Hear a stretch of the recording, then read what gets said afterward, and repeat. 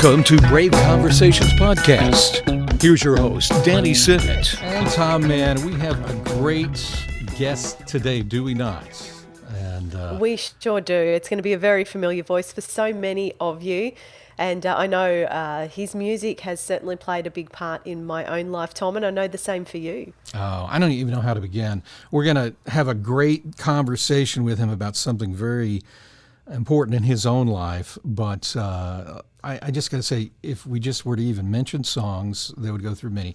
Well, can I start this way? Let me just tell you, there was a song back in the day, I've shared my story, when everything came tumbling down in my life, and I started listening to Christian music again. That was about the only thing that for some reason would reach me and talk to me.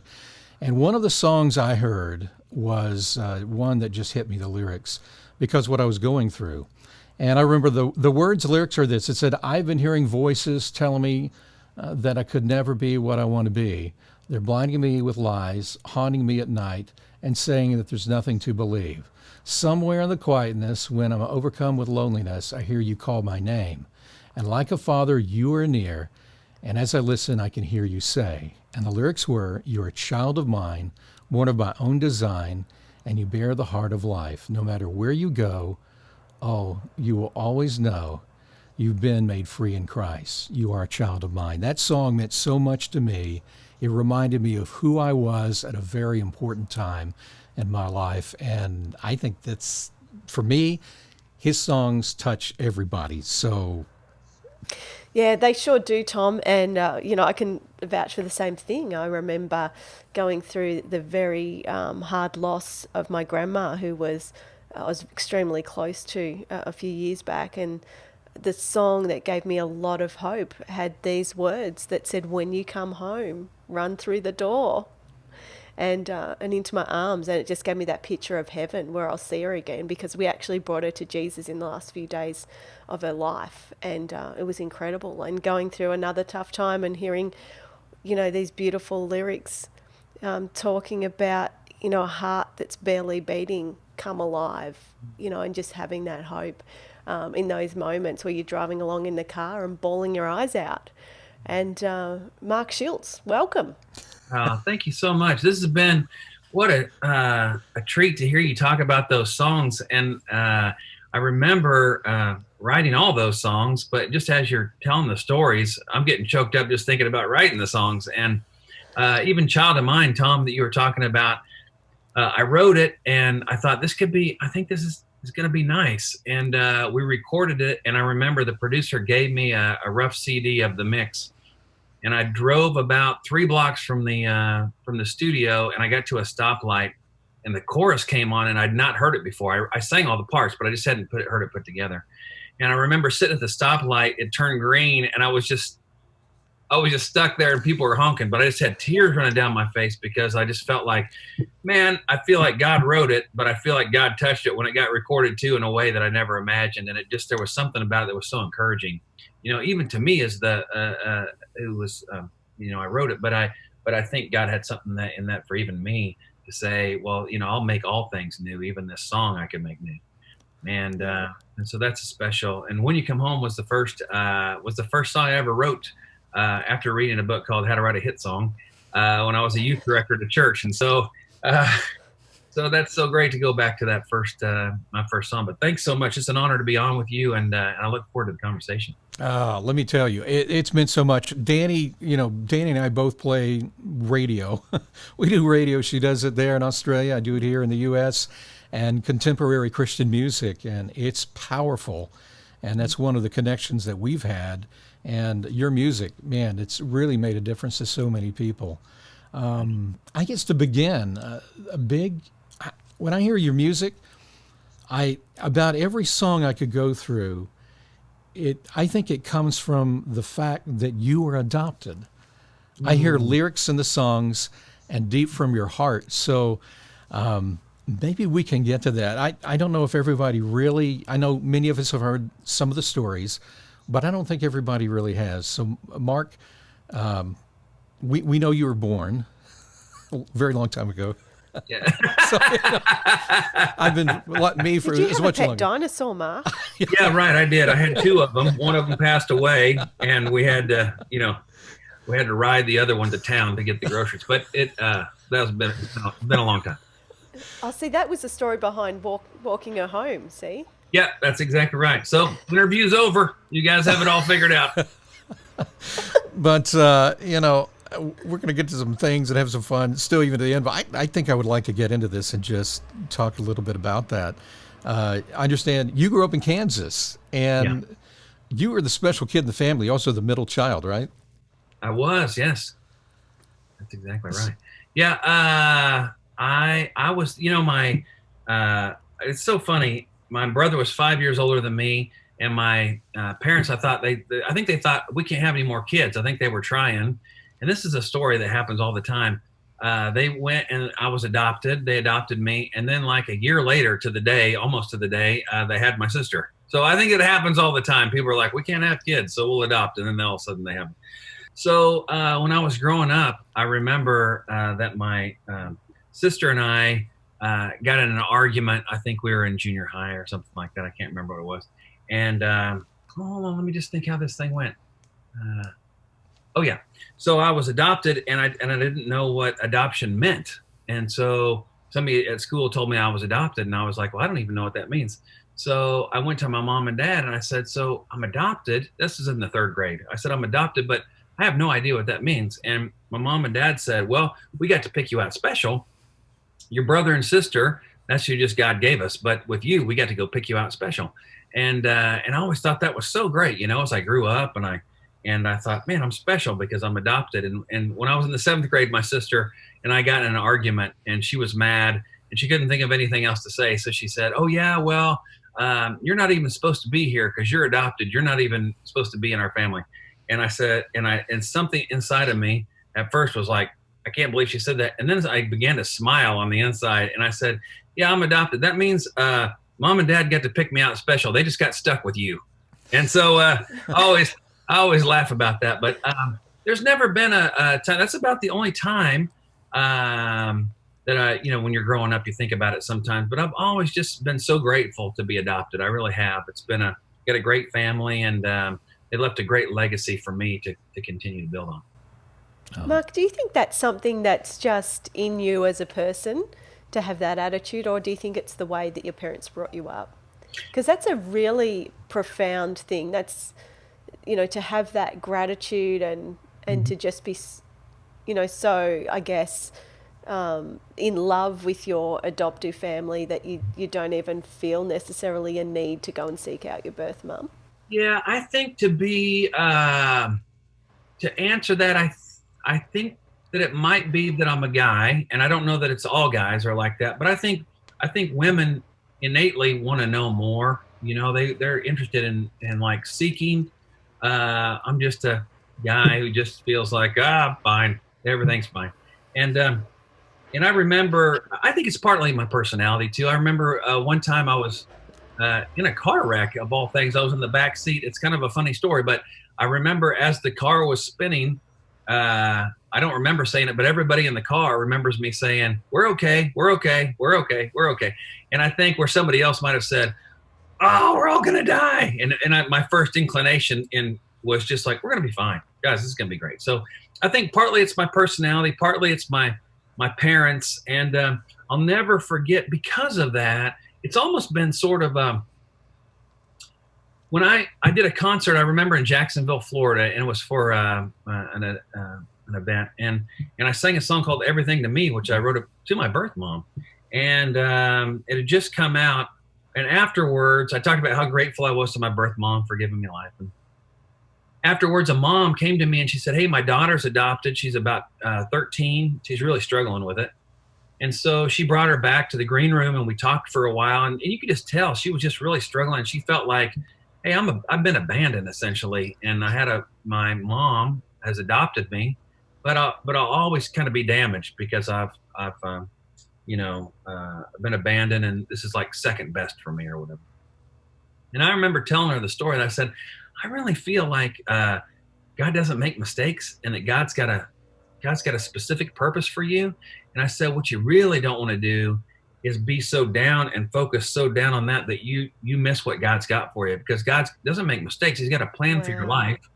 And so look for what he wants from you. Look what he's got for you. And 2 years later, I went back to Jacksonville and I had another concert, and I played the concert, but I didn't play that song. And afterwards, right as soon as the concert was over, there were like 4 kids, high school kids, and it kind of gets me. But I was walking off the stage, and this girl said, "You can't stop." She said, "You haven't played our song." And I said, I didn't recognize her. I said, "What's your song?" And she was the girl that I talked to 2 years before, and she had 2 other friends that had also been adopted. And she said, "Everything to Me," she said, "it's our theme song." And her mom had told me, man, when you had that conversation with her and she heard that song and heard what a gift it was that her birth mom chose life for her, she realized what a gift that was. And she began to look at her birth mom in a different way. Instead of somebody that had abandoned her, somebody had actually chosen life for her and then given her a better life than she maybe could have had with her birth mom.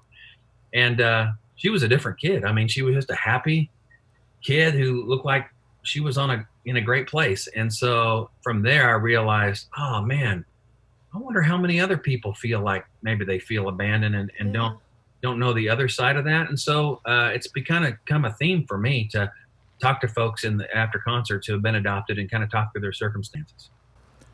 How is that for you, Mark? Because, obviously songs come to you in different circumstances, and you have a way of just being able to tell a story that hits the heart, that paints a picture. I mean, Walking Her Home, the first time I heard that song, I fell in love with it, but I could visualize the whole journey as you were singing it. What's it like connecting with that, and then down the track, having someone like this beautiful young woman come to you and say, hey, that song changed my life? The short answer is I don't know. So I remember the day that in all the songs we're talking about, I was at the chapel. So I was a youth director at a church for about several years, 7 or 8 years. Now, as Tom knows, I never meant to be. I was a waiter, and I ran into a youth minister, and he's like, "You're a nut. You need to come hang out with these kids." And I went on a ski trip and got duct taped to a bed by a bunch of 7th graders. Stayed there for the next 8 years until they graduated from high school. And man, they were just great. I just loved them. And so I would just write songs about what they were experiencing and what they were going through. And I remember my first neighbors in Nashville were Henry and Liz, and they fed me every night for like 9 months because I had no other place to go. And if your listeners will know Hee Haw, the TV show Hee Haw that was on in the 80s or 90s, maybe they have not seen it, but Minnie Pearl off of Hee Haw, which is a very, big country thing here. And my neighbor Liz grew up together. Wow. And so they were best friends. And so it was such a loving couple, and they just took care of me. And as I say, I wouldn't be here, and you wouldn't know these songs we're talking about now had it not been for Henry and Liz, who just kind of took me in. They even called me at Christmas time. They put a telephone on the table of the dinner table where we're eating. They said, "Hey, you need to call your folks." And I said, "What for?" And they said, "Well, Henry and I have been talking, and we decided if we had a son who was trying to make it in the world today, we'd want somebody to look out after him. So just call your folks this Christmas and tell them they've got nothing to worry about because you just got adopted by Henry and Liz." And so that's the reason I'm still here. But I remember it was several years later. I'm writing this song in the chapel where I write all my songs up at the church where I was the youth director, and it happened with When You Come Home too, where I'm just playing, noodling around, and I'm not really thinking about it and everything. And all of a sudden I go, "When you come home, no matter how far," and man, tears just run down my face, and it's almost like I'm trying to figure out while I'm doing it, what is that, and what do I do with that? And so He's My Son was another one where I was trying to decide, man, something just came out of me, and I'm trying to decide whether to stop and write it down real quick or just let it all out and then try to remember what I just said and go back and do that. So there's something that happens where I really feel like, man, I wish I could say, oh, this is exactly how I do it. It happens like this, and here's the bullet points of how I wrote a song. But I think first it hits some spot in me, and it could have something to do with being adopted and just where I come from, and that, I don't know, there's a special tenderness in there or something. But I think when I'm writing a song, when it hits that special place inside of me and those words come out, for some reason, they connect, and they connect with you in Australia, and they connect with you in Marion, and I think God has a way with singing and lyrics that can touch a place inside you that just sometimes a normal conversation can't touch, Yeah. where you can just press play and you can just sit back and listen to it and let it minister in a way. And I think that's where God does some of his greatest work. Oh, wow. I have a question kind of along that line, I guess.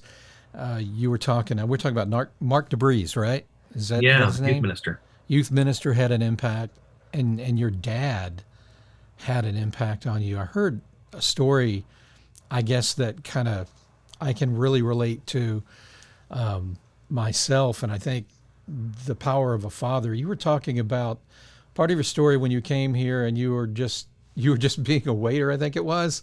Yeah. And you hadn't conquered Nashville yet, I think is what it was.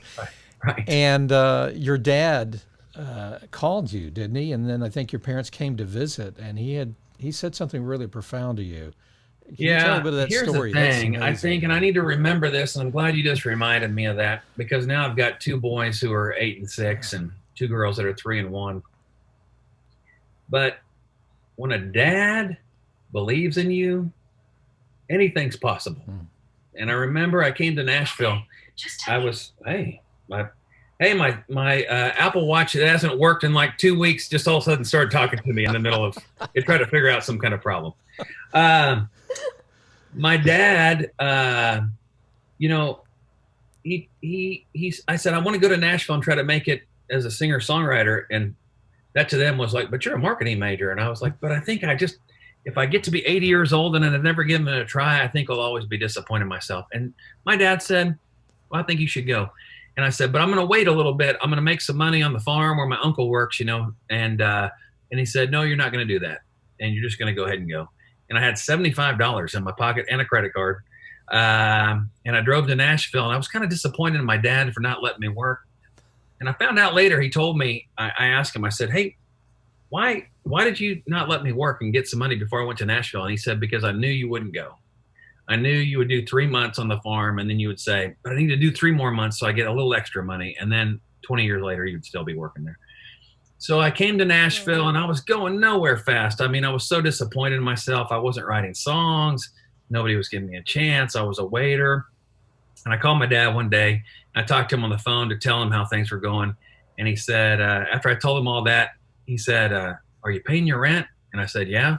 And he said, and you got enough to eat? And I said, yeah. And he goes, my boy's making it in Nashville. Wow. And just to hear my dad say he's making it in Nashville, even though the truth was I was going nowhere fast, I felt like, wait a minute, I'm making it in Nashville, So my dad comes to Nashville. My mom and dad come to Nashville, and I'm a waiter. And right across the street from where I'm a waiter is the Grand Ole Opry. And I'm taking them on a tour through Nashville. And I had these dreams of coming to Nashville, and I was going to be a music artist star just as soon as I walked through the city limits. And gosh, that didn't happen. And so 9 months later, I'm giving them a tour around Nashville, and we get to the Ryman Auditorium, and my dad stops, and he said, wait, what is this? And I said, well, this is the Grand Ole Opry. And he said, wow. And he said, I used to listen to this when I was growing up, And he said, he put his arm around me, and he said, I'll never forget this. He said, you know what? He said, my son's going to play at the Grand Ole Opry one day. He's going to play in the Ryman. And I said, oh, man, my heart just broke in a million pieces, because I was like, I'm so far from that. I'm working as a waiter right across the street, but that's as close as I'm ever going to get into this place. And I said, Dad, you've really got to make it to play there. And I don't think it's going to happen. And he put his arm around, he said, no, my son's going to make it. My son's going to play at the Ryman one day. And so fast forward 5 years, and I started as a youth director at the place I was a waiter. I met a youth minister just out of the blue who said, you're a nut, come hang out with me and we'll hang out with youth kids. And I thought, that's the last thing I wanted to do.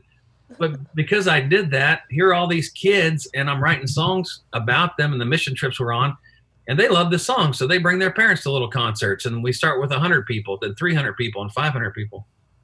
And a lady at the church said, "Hey, your concerts are too big for the church. You're going to have to play the Ryman Auditorium." And she was kidding, and I didn't know it. So I called the Ryman Auditorium on the phone, and I said, "Hey, I'd like to do a concert down there." And they're like, "Who are you?" Number one. And I was like, "Well, I used to be a waiter, but now I'm a youth director at a church." And they said, "You just can't call and book yourself at the church or whatever, or at the the Ryman." And I said, "Well, I don't know how it works." But anyway, they kind of went for it. And they said, "Okay, well, let's just wait and see." And I sold tickets, and I was afraid nobody would come. So I gave them a free CD with the tickets. And sure enough, the day came for the concert, and got ready to walk out on stage. And there was about 300 people in the audience. It holds about 2,500 people. And my heart just sank. And I was like, "Oh no, well, this is it." I told a record company about it, and they said, "We're not interested, but thank you." And I didn't know that that record company owned the Ryman Auditorium. And so they said, "Hey, we're going to hold the doors for about 20 minutes because 2 football games have just let out and the streets are really packed. So just give us a little time to clear the streets and maybe a couple more people will come in." Well, 20 minutes later, they came out, and the guy who worked at the Ryman was smiling. He said, "Are you ready to go?" And I said, "I guess so." And Mark DeVries walked out on stage. The youth minister walked to introduce me. And he said, "We're here tonight because there was a kid from Kansas that came to Nashville with a dream. And he surrounded himself with people who were just crazy enough to believe it just might come true." And he said, "Welcome to Mark Schultz at the Ryman." And the curtain came up, and it was packed. 2,500 people were in their chairs. And I couldn't believe it. And I looked up on the top row, the front row, and my mom and dad were sitting in the balcony on the front row. Wow. And I was like, Mark, what goes through your mind and your heart at that point? That's Wow. powerful. It's powerful because I feel like God had such a hand in me meeting Mark DeVries at that time. There's 1 million people in Nashville, so how I meet him as a waiter, that goes. But also, again, why I said it's important for me to remember this as a dad. Man, when a dad tells you something about yourself, you just kind of believe it. Yeah. For good or bad. And so I just kind of believed it. And I just thought, well, then, okay, if my dad believes I can do it, I believe I can do it, And so to stand out there on stage and to see that and take it in was almost too much to take in, but it was almost a culmination of seeing my dad and knowing that God played a thing in that. And gosh, it was really special. But as we talk about this, it makes me rethink now, what have I been telling my boys, all during this Corona time. It makes Been me locked in together. Yeah, I've got a lot to live up to. It's been all tight. Everybody's tight together, and it's those moments. Cabin fever. Yeah. Having fever. Yeah. How does man? I think about that. I think about you have the story of being adopted. To me, that's just outstanding, and so many of the parallels you talk about, Christian parallels of that about Christ and God's love for us. The other thing is like you were the kid that was chosen. At the same time, I noticed part of your story is that you're kind of an overachiever, and I know that can go really deep. I guess maybe deep inside you really wanted to. Tell me a little bit about that. I've heard you talk about that before. Yeah, that is going deep. And as soon as you said that, I just realized that I think deep inside of me as an adoptive kid, and I think it has to do with being adopted. I really do. But I've never wanted, I never wanted my parents to think, and I haven't thought about this in a long time, but it's true. I guess there's always something deep inside of me that says I never want my parents to think, "Oh, we got the wrong one. We got the dud. Man, I wish we picked wrong." And so, even I was the quarterback of the football team. I was played basketball. I ran track. I played baseball in college. And then doing music, and excelling. And I remember there were Christmases and Thanksgivings and things like that at night, like at 10 o'clock at night, 11 o'clock at night, where other people on my basketball team were home with family doing, whatever they were doing, or out with their friends doing stuff. And I would be in the gym at 11 o'clock at night shooting free throws, because I didn't want to be the guy who missed the shot at the end of the game, and everybody to go, my parents to go, well, wrong kid. You know what I mean? And I know that might sound funny, but I do think there's a drive in me to not want to disappoint, like not be that kid. And one of the things, and I talk about this too, when my mom and dad adopted me, I remember I tell the story. They walked into the hospital, and there I am in a little bed, I'm only 2 weeks old. And I was like, how's that story go again? And my mom and dad walk in and look at me. And my mom looks at me and turns to my dad and goes, well, what do you think? And my dad goes, I'm in. And I go, that doesn't sound like you're adopting a kid. That sounds like you're going through the McDonald's drive-thru. Like, what do you want, Big Mac? Like fries with that. Fine. Yeah, you want fries with that? Fine. That'd be great. Let's just go ahead. We'll take that one. That'll be great. Sounds like a McHappy Meal to me. That's exactly right. So when I was with Henry and Liz, and they said, hey, we're going to feed you for the next 9 months. Tell your folks they got nothing to worry about. You're adopted by Henry and Liz. What's so profound to me is the people that made the biggest difference in my life were not the ones that said, don't let us down. Now, look, don't let us down, because if you let us down and we realize you're not who we thought you were, then we're going to be. My mom and dad, what they said was, we're in. They didn't say, what's his GPA? Is he going to play basketball? Is he going to run track? Is he going to play baseball? Is he going to have gold record? Is he going to travel around the world and do shows? They didn't know any of that. They just said, we're in. And Henry and Liz didn't say, hey, are you going to tour, have records, have a record deal, all that? Because if you are, let us know, because we want to tell all the neighbors that who you are. But they didn't know any of that. That was still 10 years to come. They just said, you're adopted by Henry and Liz. So the want in me, the desire, the kind of the fear in me is, I don't want to let anybody down. I don't want to be that kid. I don't want to be that adopted kid that didn't live up to. But the people who have made the biggest impact in my life are the ones that said, hey, we're in before we see anything that you do. And man, if that's not what God does to every one of us, is to believe, just to say, let's go, I'm in your story. I can't wait. You're just leaning over the rails to see what our story is going to be, just excited about our dreams. And man, if you want to change a life, it's like this, not like this, Yeah. what you can do. So true. Yeah. And what a parallel too, Mark, to have, even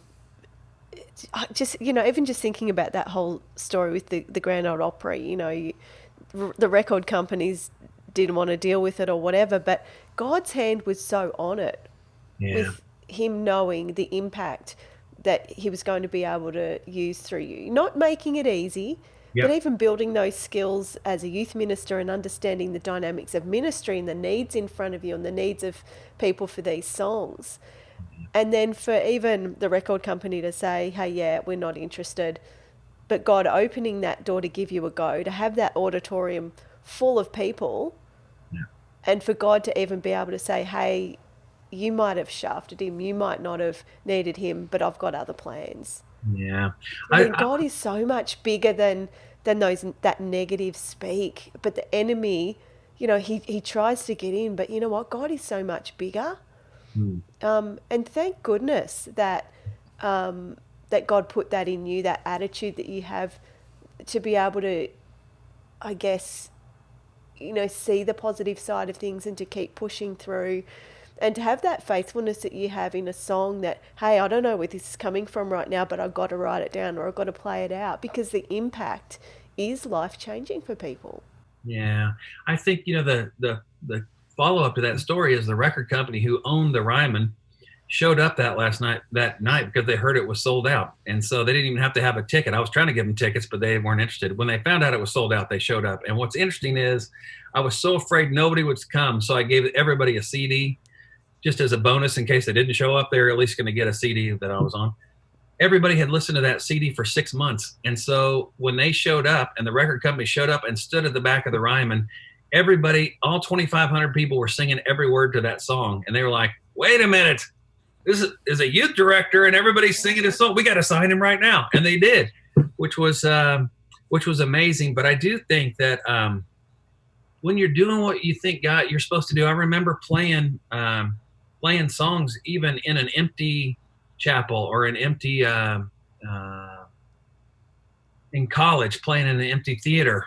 And late at night, 2:00 in the morning, I'm playing, and I'm getting kind of nervous because it's kind of dark in there and kind of scary, and I'm playing. And then all of a sudden, this did happen to me. I kind of broke into the college theater to play, and I was playing, and I started to play one of these songs that I had written, and it just all of a sudden I wasn't scared anymore, and I heard these steps behind me coming in behind me at the piano, and I was like, "Oh no, I think I'm in trouble." But it feels so good to sing this song, so I just kept singing the song until I got to the very end of the song, and then I felt the hand on my shoulder, and it was the police officers from the campus police, and they came in and they said, "What are you doing in here?" And they pulled me out in the hallway, and I got a real talking to, and they said, "We think you broke into the theater." And I was like, "I think I did too." And so one of them was real mad, and the other one we were leaving. They both had this serious looking. This, "You need to leave the building." I said, "Okay." And as I'm leaving, the other one turned around after the other one left the building and go, "Hey, I love the song though." Which I thought was great. So, but there was that sense of that when I'm doing what I feel like I'm meant to be doing, there's no fear in it. I feel a strength in that that's really, really great. And that's what I think was the thing that brought me to Nashville, is just feeling like God's got a purpose in this. And so when I felt you follow that thing inside of you that you feel like, man, that feels like what I'm meant to do. And when I followed that, it feels like good things doors have opened.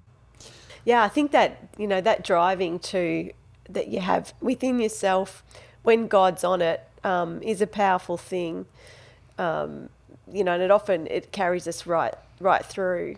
Yeah, whenever you step out for God, you're going to get opposition. That's just the way it is. And Jesus never tried to hide that either. He said, "In this world you will have trouble, but take heart, I've overcome the world."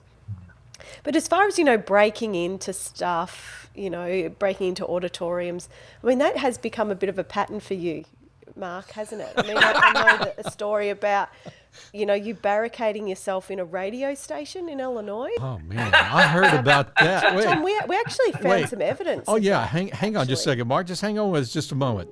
This is the sound here. Hang on. This is true. Here we go. Mark. Hey, Marion, it's Mark Schultz, and over the next 2 hours, I'm going to be playing songs from all of my favorite artists. Here's an oldie but a goodie from our good friend Mark Schultz, Letters from War. Hey, I know it's July, but here's your favorite Mark Schultz Christmas song. Okay, what shall we play next? How about some Mark Schultz? Hey, continuing on with what many consider the best hour of music we've ever had here on WBVN, here's He Will Carry Me with Mark Schultz. 24 hours a day, Schultz. A lot of people trying to figure out why I'm holding my ear when I'm doing this. No clue. This is just how I do. In the studio, I'm Mark Schultz. Okay, we've just had a caller call in requesting some Mark Schultz. WBVN, it's Mark Schultz, 24 hours a day. Mark Schultz tickets, we do have a couple left. Yes, you can come get those. We'll see you then. The door is locked to our studio, yes it is, but I'll slide them under the door. Will do. See you then. Yeah, I'm sorry. Who breaks into places and just makes it my own. I have connections, and I just had to run that one off because that was so much fun. Just so everybody knows, Mark came in and did a concert. I think he showed up a week or two early, and we put together there was a video we put together that ran before the concert. And there's some, I don't know how that happened, but I think we were in there and you decided you're going to take over the radio station, and then we did a little thing. He locks the door, keeps everybody in the radio station out. It's Mark Schultz all day long. So that's what went on. It was a lot of fun. Absolutely. Maybe we'll put the link up in the description. Yeah, so good. I remember, Tom, you actually sent me a sent clip that to you, and I said, hey, as you were making I was like, it. no, look what we got here. You don't have that there. And so I sent it to her, and I think you should have. That was so much fun. And Marion has been, for me, a home away from home from here in Nashville. And I got to tell you, that is a special place for me. And I've done concerts now for 20 years, and it will, I go there, and, you always say you feel like you give 100% from the audience, and you get sometimes 60% back. Sometimes you get 30% back. And those are discouraging nights. I feel like I give 100 and they give like 175 back. And so I feel like I get more from them. And that's another answer to prayer. Marion, when I came from Kansas to Nashville to try to make it in Nashville, and I was going nowhere fast. I stopped in Marion for gas, and not thinking about how much of a role that place would that town would play in my life. But man, God will use the things along your path that come back to, and for me, it's been, gosh, what a super memories. And Tom's been part of that. And it's just been WBVM, the radio station, Ken, and everybody there. Just a true honor to partner with them and do ministry together is what it feels like. I have one more question, I think. Did you want, Danny? I was going to ask. No, you interrupt. You can interrupt. I don't mind being talked over the top of, Tom. It's fine. I won't cry, I promise. Don't. Till after we're done. No, I think I've got a slight delay. Well, I've got a slight delay in my brain too, but I've got a slight delay in my ear at the moment. So you go ahead. I had, as we talk about that, there's so much. I know you're blessed as a dad, and we talk about adoption. Yeah, amazing what God's done in your life, and then now, you have 2 sons, and those weren't adopted, but you and Kate, your wife, adopted 2 little girls. Can you tell us a little bit about that? Because to me, it's like it's like full circle to me. Outside of the music and everything else, you have 2 little daughters. So tell me a little bit about the stories and how God's kind of brought that together for you. Yeah, here's the thing. Man, I've never had daughters before, and so now I've got 2 of them, and they've got me wrapped around their pinky. They just do. And here's the thing, and Danny, you've already talked about it, but whenever you step out for God, there's going to be opposition, but I think God does his best work when you step out of your comfort zone. Oh man, it's so true. I hate stepping out of my comfort zone. I just hate it because I'd love to be comfortable.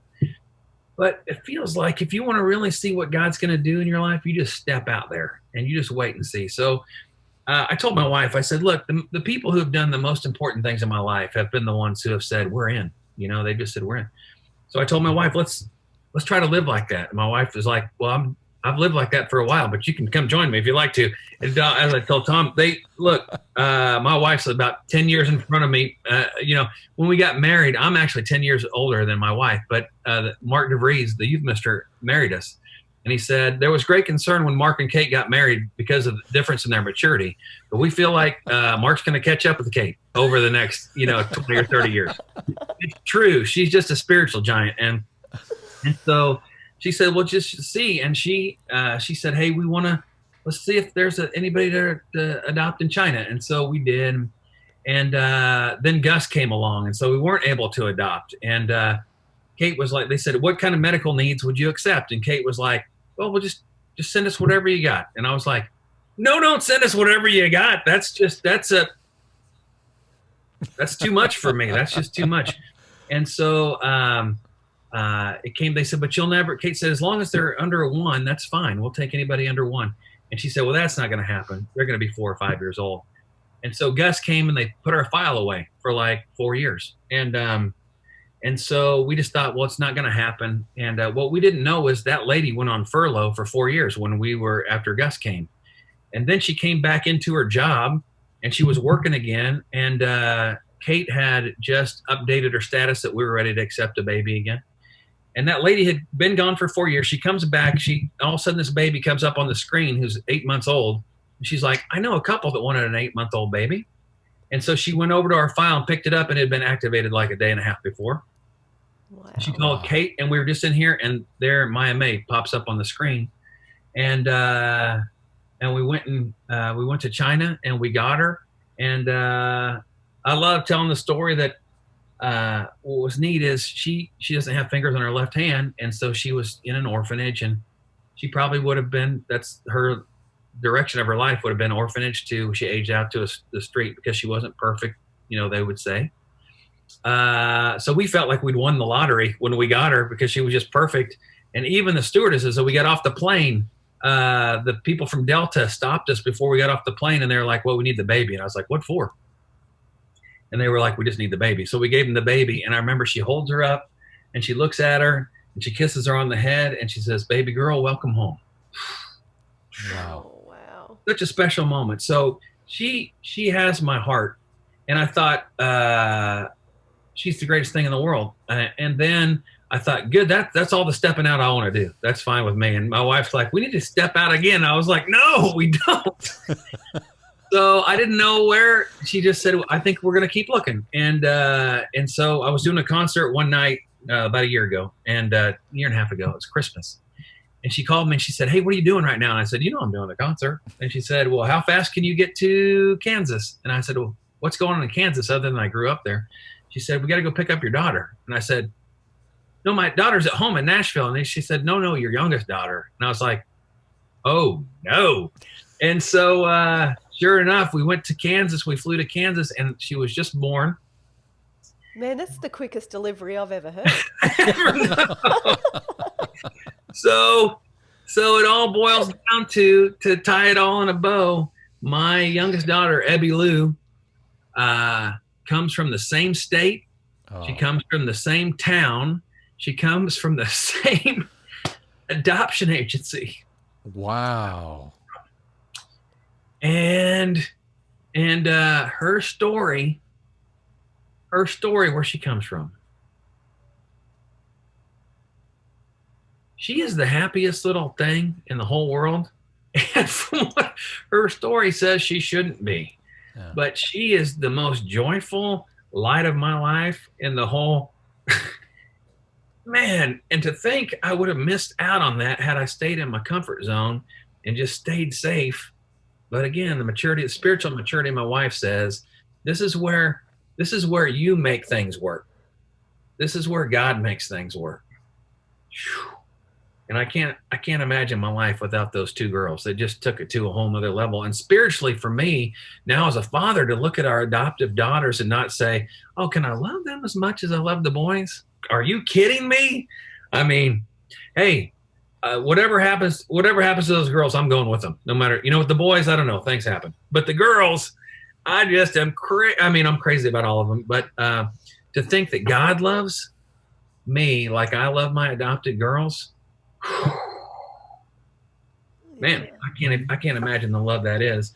But the leap of faith it took to get those girls, again, that's where God does his best work, is out of our comfort zone. And I have to remember that every day, because I'm such the person that wants to just keep it safe and keep it comfortable. So that's the challenge for me. Oh, I got to say, there's some music coming out of that. Yeah, when God does the choosing, I mean, that's powerful. That word, when you really think about the depth of just the word chosen, man, I mean, that is a powerful word. It's a healing word.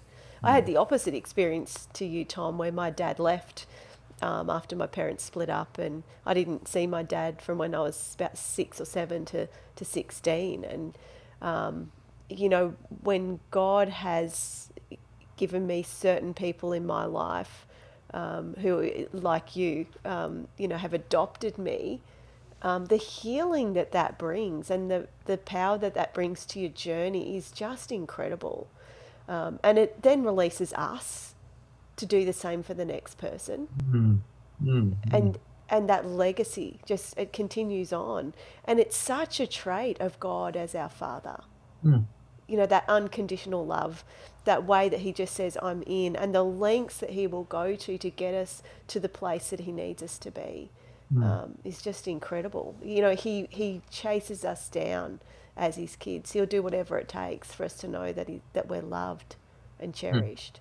Yeah, and I think I just hear that over your story. I think you're exactly right. And I think, again, and I say it in concert too, once you've been shown this arms wide open acceptance of, don't show me, I don't need to know who you're going to be or what you're going to do.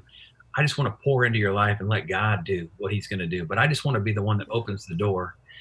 And I think once you feel that, you've got to turn around to the next generation or the next person, and you've got to do that, because if you don't, you're lying to yourself.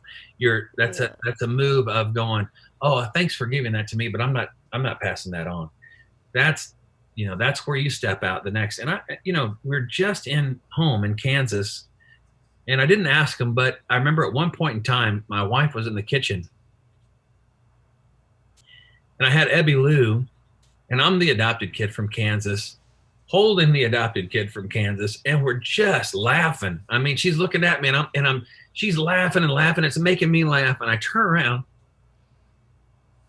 and I look at my wife, and I look at my mom, and they've just got tears in their eyes, watching. And I think, my parents stepped out and gave me that life with arms wide open and poured into me. And because of that, it poured out of me into the next generation of that. And Abby Lou, who knows, but maybe she's the next. And I just wonder if that's the picture you get to see when you get to heaven, is just the ripple effects of what stepping out looks like, and see the ripple effects of what God did when you gave him the opportunity to do something, and just gets to watch that and see what happened. Yeah, to just be brave enough, to do that's incredible. And I love that the parallels though, Tom. When you're part of a family, there's a sense of belonging. There's a commonality that you're from the same place. And so what he's even done with you and Abby Lou, you're both adopted, both from Kansas, with the girls, both from China, both from the same area. The detail that God even has in that is amazing. Mm-hmm.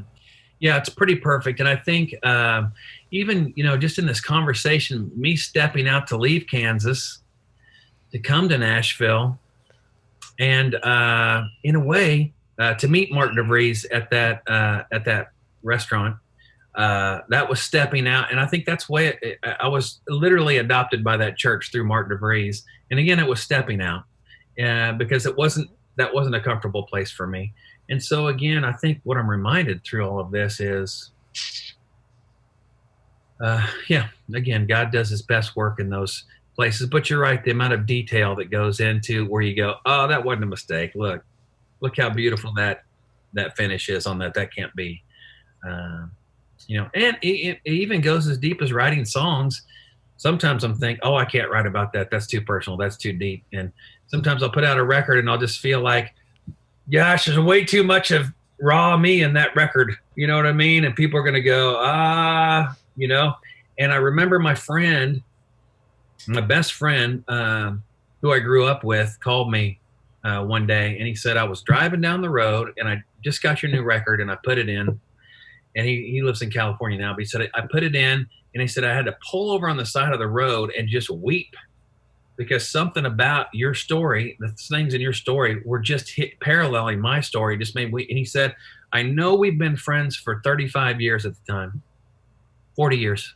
I know we've been friends for 40 years, but I never felt more close to you than I do now, because I feel like we've had something deeper happened in this conversation. You weren't in the car with me, but I feel like I know you better because you opened yourself up and let yourself be vulnerable on this record in a way that it touched me deeper than our friendship has touched, even knowing each other growing up. Yeah. Wow. And that's true, isn't it? That's how connections formed. It's that vulnerability. It's allowing ourselves to be fully seen so that we can be fully loved. We can't have that love that we crave if we don't allow ourselves to be seen. It's crazy. Mark, tell me a little bit about the song Come Alive. I would love to know the story behind that, because there are some pretty powerful lyrics. Some that we spoke about before about, heart that's barely beating, come alive. But then there's that line about he's standing at the end of every road. Mm-hmm. Yeah. I think there, as a youth director, it gave me an opportunity. I mean, there were so many stories in the youth group about, a lot of my songs came from there, of just watching what God was doing in the lives of the kids that I was a youth director with. And this is about a particular girl who in our youth group was going through a lot of struggles, and had struggled for a long time.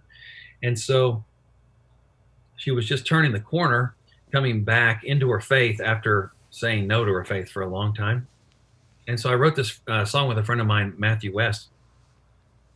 And so we're just trying to say what we were seeing, and her story, and how, she just, whatever happened to the smile you had when you were a young teenager, and now you're growing up, and all of a sudden life is really coming at you in a huge way, in a bad way, and really took her down for a long time. And so it was just a song of encouragement.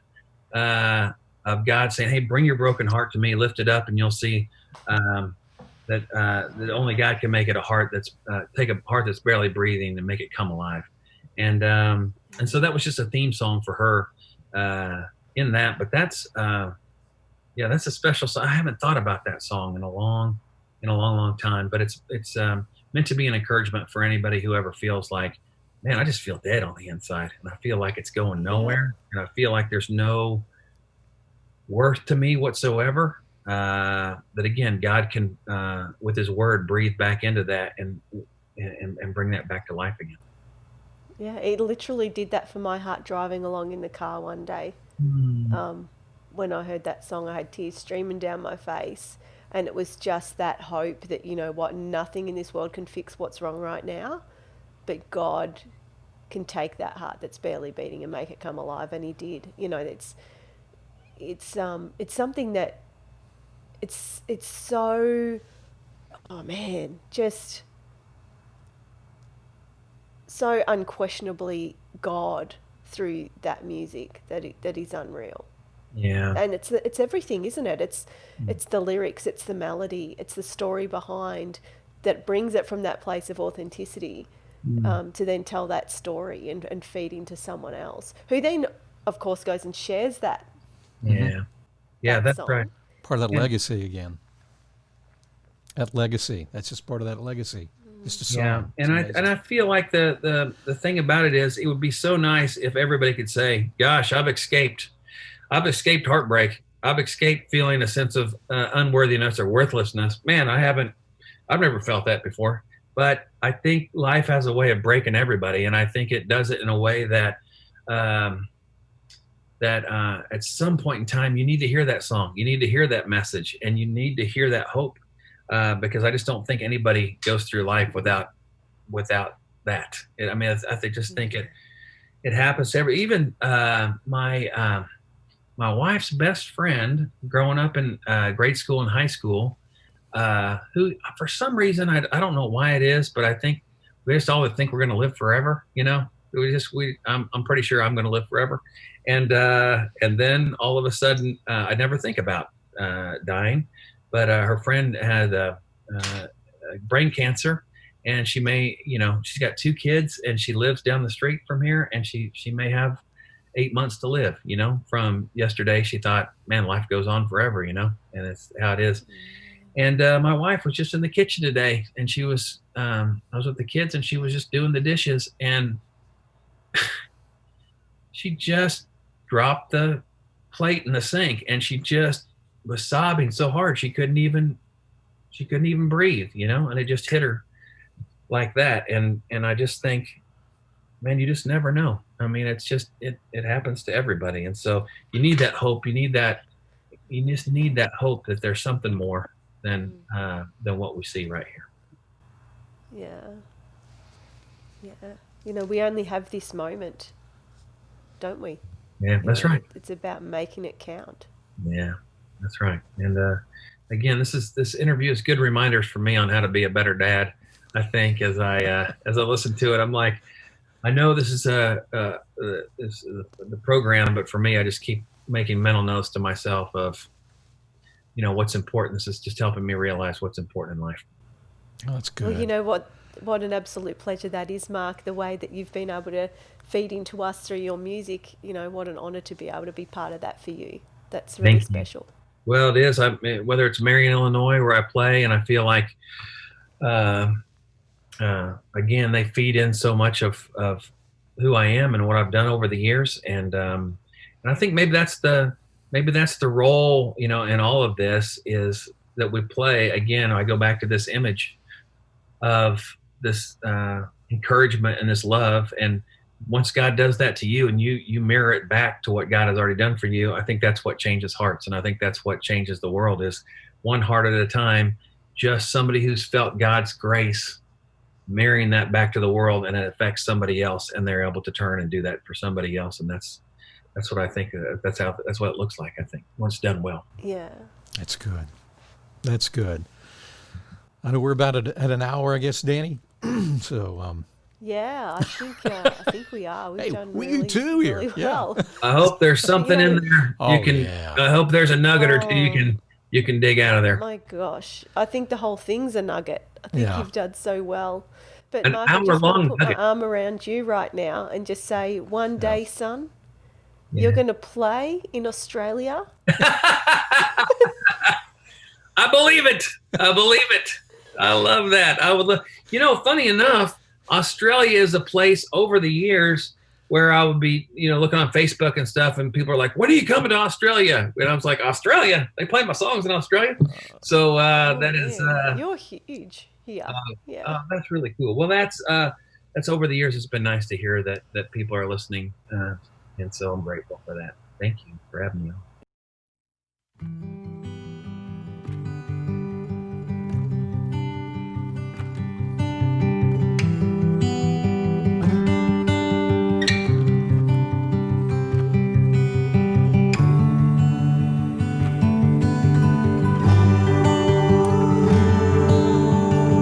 Every story matters. Need to talk? We're here to listen. A caring conversation is just a phone call away.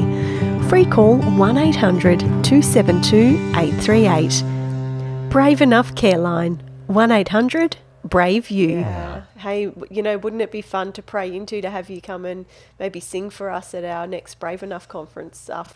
It'd be awesome. I would love it. I'd be there for sure. For sure, That's I good. would. Yeah, and if it happens, like I say, I've got plenty of time right now. So if your conference is anytime soon, I can just get on a plane and come on down there right now, because there's nothing going on here in the music department. Well, we're not even allowed to leave the country, let alone have other people in at the moment. But hey, maybe we could do something online or something in the meantime. But hey, look, if we could do it online and I could use Tom's setup, I would look better than I look in real life. We can do that. maybe you need to head down to Marion and do it from there. Mark in the Learn all you basement can. in Illinois. Learn Yeah. the basement. Mark from Marion, Illinois' basement would be the ultimate record. Got it over here. There's a set. Tom, if I look half as good as you, that thing's a gold record. I'm just telling you right now. People just buy it for the way I look.